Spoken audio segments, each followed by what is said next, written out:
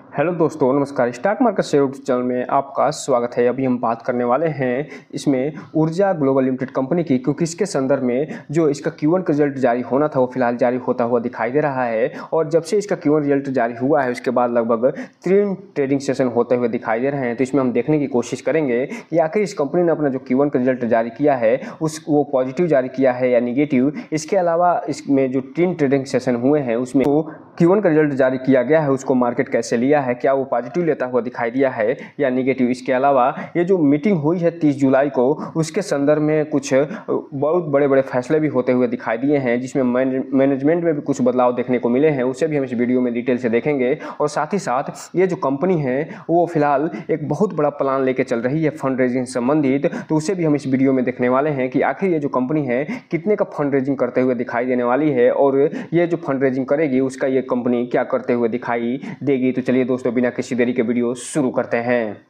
दोस्तों, आप यहाँ पर देख रहे हैं कि 30 जुलाई 2024 का डेट पड़ा हुआ है और इसमें ये बताया जा रहा है कि outcome of the board meeting director Urja global limited approval the unaudited financial result company and other items. तो यहाँ पे 30 जुलाई को जो मीटिंग हुई थी उसमें जो भी फैसले हुए थे उसके बारे में यहाँ बताते हुए ये नज़र आ रहे हैं। और ये फिलहाल जो पहला अप्रूवल ये मिलता हुआ दिखाई दिया था उसमें स्टैंड अलोन अनकंसोलिडेटेड जो फाइनेंशियल रिजल्ट है वो इस संदर्भ में जारी होता हुआ दिखाई दिया था। और इस वीडियो में हम जो कंसोलिडेटेड रिजल्ट है उसे ही देखने वाले हैं, क्योंकि जो कंसोलिडेटेड रिजल्ट होता है उसमें सब्सिडीज कंपनियां के अलावा जो स्टैंड अलोन जो डेटा होता है वो भी शामिल होता हुआ दिखाई देता है। इसलिए इसमें हम पूरा विधिवत जानकारी लेते हुए दिखाई देंगे कंसोलिडेटेड रिजल्ट का। इसके अलावा जो दूसरा निर्णय होता हुआ दिखाई दिया है उसमें एक अपॉइंटमेंट ये करते हुए दिखाई दिए हैं। जो मिसेज निवेदिता रविंद्रा शारदा जी हैं वो फिलहाल additional director non executive of the company बनते हुए देखने को मिल रही हैं। इसके अलावा एक और इसमें अपॉइंटमेंट होता हुआ दिखाई दे रहा है और जो गोपाल शेट्टी प्रसाद राव जी हैं वो भी फिलहाल additional director non executive independent बनते हुए देखने को मिल रहे हैं। इसके अलावा यहाँ पे एक और अपॉइंटमेंट होता हुआ दिखाई दे रहा है और वो अपॉइंटमेंट ये है कि इसमें जो मुकुल जैन जी हैं वो फिलहाल additional director non executive independent बनते हुए देखने को मिल रहे हैं। तो इस हिसाब से आप कह सकते हैं कि 3 अपॉइंटमेंट यहाँ पे होते हुए देखने को मिल रहे हैं। और इसके अलावा ये जो कंपनी है अपना जो 32 एनुअल जनरल मीटिंग करते हुए दिखाई देने वाली है उसका भी डेट इन्होंने अनाउंसमेंट कर दिया है। और 28 अगस्त का जो डेट है वो फिलहाल इसके एनुअल जनरल मीटिंग का डेट होता हुआ दिखाई देने वाला है। इसलिए 28 तारीख का जो डेट है इसे याद रखिएगा, क्योंकि इस दिन अच्छा खासा धमाका होता हुआ दिखाई दे सकता है। और इसके संदर्भ में जो मिनिस्ट्री ऑफ कॉर्पोरेट अफेयर्स है वो भी फिलहाल अप्रूवल देता हुआ नजर आया है। इसके अलावा इसमें जो ई वोटिंग होनी है उसके संदर्भ में एक अपॉइंटमेंट भी करते हुए दिखाई दे रहे हैं। और जो मिसेस सिद्दीकी एसोसिएट एंड स्क्रूटनाइजर हैं उसे फिलहाल एनुअल जनरल मीटिंग की कार्यभार देते हुए नजर आ रहे हैं और यही ई वोटिंग से संबंधित जो डेटा होगा उसे देखते हुए नजर आएंगे। इसके अलावा यहाँ पे आगे ये बताते हुए नजर आ रहे हैं कि एक रिजिग्नेशन भी होता हुआ दिखाई दे रहा है और जो मिस्टर पुनीत कुमार मोहल्ली हैं वो फिलहाल एक रिजिग्नेशन देते हुए दिखाई दे रहे हैं इंडिपेंडेंट डायरेक्टर ऑफ कंपनी के पद से। तो इस हिसाब से आप कह सकते हैं कि इस कंपनी में अच्छा खासा मैनेजमेंट में बदलाव देखा गया है और इसमें अपॉइंटमेंट भी होते हुए दिखाई दिए हैं और इस कंपनी में रिजिग्नेशन भी होते हुए देखने को मिले हैं। इसके अलावा एक बहुत बड़ी जो न्यूज़ निकल के सामने आती हुई दिखाई दे रही है वो ये कि ये जो कंपनी है वो अपने ग्रोथ को बढ़ाने के लिए, अपने जो फ्यूचर ग्रोथ को बढ़ाने के लिए, अपने फाइनेंस और बिजनेस अपॉर्चुनिटी को बढ़ाने के लिए और साथ ही साथ जो इसके पास आर्डर पड़े हुए हैं उसके आर्डर को पूरा करने के लिए, ये लॉन्ग टर्म रिसोर्स को यूज करने के लिए ये जो कंपनी है एक अप्रूवल देते हुए नजर आ रही है। और वो अप्रूवल ये है कि ये जो कंपनी आने वाले समय में आप देखेंगे कि लगभग 500 मिलियन यूएस डॉलर का ये फिलहाल फंड रेजिंग करते हुए दिखाई दे सकती है। और ये जो फंड रेजिंग करेगी वो फिलहाल चाहे वो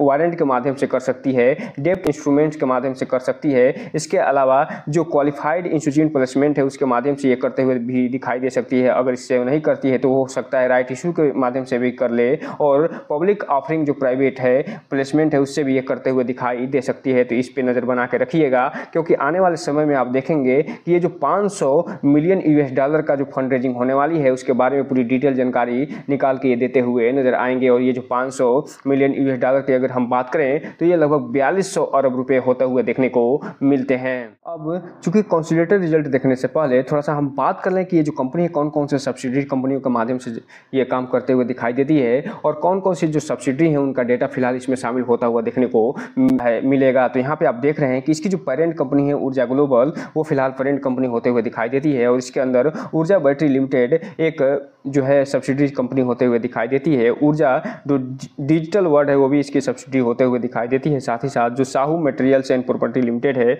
वो भी इसकी सब्सिडी होते हुए देखने को मिलती है। तो इस हिसाब से आप कह सकते हैं कि जो 3 सब्सिडरी हैं इनका डेटा फिलहाल कंसोलिडेटेड रिजल्ट में आपको देखने को मिलेगा। बात कर लें यहीं पे इसके जो कंसोलिडेटेड रिजल्ट है उसकी, तो यहाँ पे आप देख रहे हैं कि ये जो सेगमेंट आपको दिखाई दे रहा है ये इस क्वार्टर अर्थात जून 2024 के क्वार्टर 1 का सेगमेंट है और ये जून 2023 के क्वार्टर 1 का सेगमेंट ये देखने को मिल रहा है और ये मार्च 2024 के क्वार्टर 4 का सेगमेंट यहाँ पे आपको देखने को मिल रहा है। और ये जो भी डेटा आप देख रहे हैं सभी के सभी डेटा फिलहाल लाख में दिए गए हैं और लाख में ही हम इसे पढ़ने की कोशिश करने वाले हैं। सबसे पहले अगर हम बात करें इसके रिवेन्यू फ्रॉम ऑपरेशन की, अर्थात ये इस कंपनी के द्वारा जो अपने कोर बिजनेस के द्वारा जो रेवेन्यू प्राप्त किया जाता है उसकी, तो यहाँ पे आप देख रहे हैं कि ये जो क्वार्टर 1 बीता है उसमें ये जो कंपनी फिलहाल 1038 लाख का टोटल रेवेन्यू फ्रॉम ऑपरेशन प्राप्त करते हुए दिखाई दे रही है, जो कि पिछले सेम क्वार्टर में 966 लाख का ये रेवेन्यू फ्रॉम ऑपरेशन प्राप्त करते हुए देखने को मिली थी। जबकि बात करें क्वार्टर बेस पे तो ये 1302 लाख का टोटल ये रेवेन्यू फ्रॉम ऑपरेशन प्राप्त करते हुए देखने को मिली थी। वहीं अगर हम बात कर लें इसके टोटल इनकम की, तो ये जो कंपनी है इस क्वार्टर 1 में 1056 लाख का टोटल इनकम प्राप्त करते हुए देखने को मिल रही है, जो कि पिछले सेम क्वार्टर में ये 1001 लाख का टोटल इनकम प्राप्त करते हुए देखने को मिली थी। जबकि बात करें हम क्वार्टर बेस पे तो ये जो कंपनी है 13044 लाख का टोटल इनकम प्राप्त करते हुए देखने को मिली थी। तो इस हिसाब से आप कह सकते हैं कि ये जो कंपनी है रेवेन्यू फ्रॉम ऑपरेशन और टोटल इनकम में ईयर ऑन ईयर बेस पे तो ओके प्रदर्शन करते हुए दिखाई दे रही है, लेकिन क्वार्टर बेस पे बहुत ही बेकार यानी घटिया प्रदर्शन करते हुए दिखाई दे रही है। चूंकि आप जानते हैं कोई भी कंपनी अगर इनकम प्राप्त करती है तो इनकम प्राप्त करने के लिए कुछ एक्सपेंस कुछ खर्चे भी करते हुए दिखाई देती है। इसलिए अगर हम बात करें इसके टोटल एक्सपेंस की, तो ये जो कंपनी है इस क्वार्टर 1 में ये 1022 से 23 लाख का टोटल एक्सपेंस करते हुए दिखाई दे रही है, जो कि पिछले सेम क्वार्टर में 947 लाख का टोटल एक्सपेंस करते हुए देखने को मिली थी। जबकि बात करें हम क्वार्टर बेस पे तो 1298 लाख का टोटल एक्सपेंस करते हुए देखने को मिली थी। तो इस हिसाब से आप कह सकते हैं इसका जो एक्सपेंस है वो ईयर ऑन ईयर बेस पे तो बढ़ता हुआ दिखाई दे रहा है, लेकिन क्वार्टर बेस पे फिलहाल घटता हुआ देखने को मिल रहा है। अब यहीं पे अगर हम बात करें इसके प्रॉफिट बिफोर टैक्स की, अर्थात टैक्स देने से पहले और एक्सेप्शनल आइटम जुड़ने के बाद इस कंपनी के द्वारा कितना प्रॉफिट प्राप्त किया गया है, कितना लॉस प्राप्त किया गया है उसकी, तो यहाँ पे आप देख रहे हैं कि ये जो कंपनी है इस क्वार्टर में टोटल 33 लाख का ये कारोबार करते हुए दिखाई दे रही है, प्रॉफिट बिफोर टैक्स प्राप्त करते हुए दिखाई दे रही है, जो कि पिछले सेम क्वार्टर में ये 54 लाख का प्रॉफिट बिफोर टैक्स प्राप्त करते हुए देखने को मिली थी। जबकि बात करें क्वार्टर बेस पे तो ये जो कंपनी है 46 लाख के आसपास का ये टोटल प्रॉफिट बिफोर टैक्स प्राप्त करते हुए दिखाई दी थी। तो इस हिसाब से आप कह सकते हैं कि ये जो कंपनी है न केवल ईयर ऑन ईयर बेस पे प्रॉफिट बिफोर टैक्स में बहुत ही घटिया प्रदर्शन करते हुए दिखाई दे रही है, बल्कि क्वार्टर बेस पे भी ये जो कंपनी अपना घटिया प्रदर्शन जारी रखते हुए देखने को मिल रही है। और ये इसलिए होता हुआ दिखाई दिया है क्योंकि ये जो कंपनी है अपने एक्सपेंस पे कंट्रोल करते हुए दिखाई नहीं दी है, जिसके कारण इसमें अच्छी खासी जो है गिरावट देखने को मिल रही है। बात करें यहीं पे इसके नेट प्रॉफिट या लॉस फॉर द पीरियड की, जिसे हम प्रॉफिट फॉर द पीरियड या लॉस फॉर द पीरियड के भी नाम से जाना जाता है। तो यहाँ पे आप देख रहे हैं कि इस क्वार्टर 1 में जो कंपनी है टोटल 33.42 लाख का ये नेट प्रॉफिट प्राप्त करते हुए देखने को मिल रही है, जो कि पिछले सेम क्वार्टर में 54.21 लाख का ये नेट प्रॉफिट प्राप्त करते हुए देखने को मिली थी। जबकि बात करें क्वार्टर बेस पे तो ये जो कंपनी है 46.56 लाख के आसपास ये टोटल नेट प्रॉफिट प्राप्त करते हुए देखने को मिली थी। तो इस हिसाब से आप कह सकते हैं कि ये जो कंपनी है इसके नेट प्रॉफिट में न केवल ईयर ऑन ईयर बेस पे कमी आती हुई दिखाई दे रही है, बल्कि क्वार्टर बेस पे भी इसका जो नेट प्रॉफिट है वो कम होता हुआ देखने को मिल रहा है। और ये जो इसमें कमी आई है इसके नेट प्रॉफिट में, इसका प्रभाव आपको आगे इसके अर्निंग पर शेयर में भी देखने को मिलेगा। और यहाँ पे आप देख रहे हैं कि ये जो कंपनी है अपनी अर्निंग पर शेयर में ईयर ऑन ईयर बेस पे तो अच्छा खासा प्रदर्शन करते हुए दिखाई नहीं दे रही है और 0.010 से ये घट के 0.07 पे पहुँचते हुए देखने को मिल रही है। वहीं क्वार्टर बेस पे 0.09 से ये घट के 0.07 पे